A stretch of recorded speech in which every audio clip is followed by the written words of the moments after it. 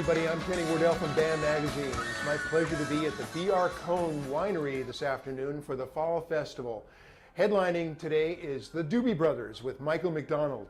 And with us today is none other than the lead singer of the Doobies, Tommy Johnston. You guys have been around for 40 plus years. Weird, isn't it? I'm telling you. Back in the 60s and early 70s, the word Doobies was the code name for marijuana cigarettes. Did that have any influence on you naming the band the Doobie Brothers? Not me personally. Actually, none of the people in the band named the band. It was named. It was a name suggested by a guy who was living with us on, well, the guys that were living there anyway. But on 12th Street, and his name was Keith Rosen, because we were playing and we didn't have a name. And he said, "Why don't you call you guys? You guys ought to call yourself that." And we said, "That's a stupid name." But we don't have one, so we'll use it. And we did, and we're still using it. The Doobie Brothers have had an unbelievable, basically two-part career that spanned your hard rock, roadhouse boogie period and a more blue-eyed soulful period. But then your number one song that you had is Black Water. It's a country bluegrass song. How has the band endured all these incarnations? It just has. That's the best answer I can give you. I don't have a specific reason. It's like, it's always a work in progress. Things just keep moving along, you know. They always ask you the question, well, when you got started, do you think you'd be doing it? I said, hell no, I didn't think beyond today, man. Today is where it's just like today, same thing, you know. Right. Today is where it's at, and that's what you're doing.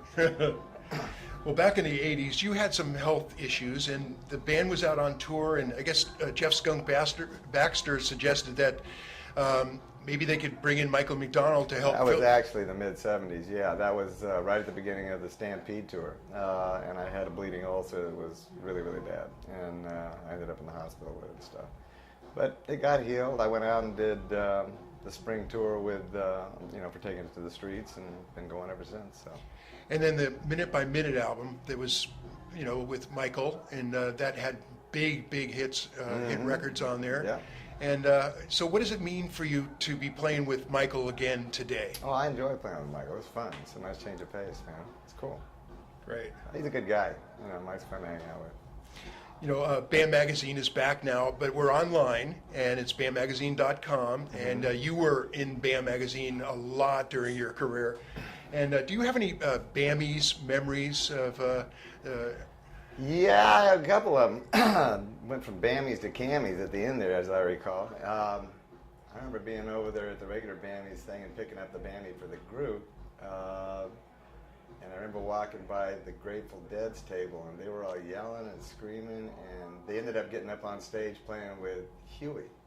It was a wild night all the way around. We had just had our first son, and it was nuts. But it was a great night because they were partying, the whole place was partying, and I had to give a acceptance speech, I guess you'd call it. I don't know. So that was that.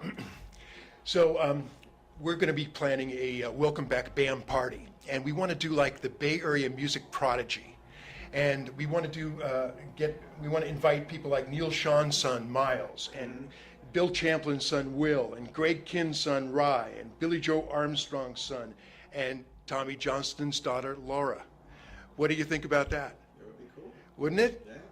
Just have all the kids of the bands from the day, and but feature them, put the spotlight on them.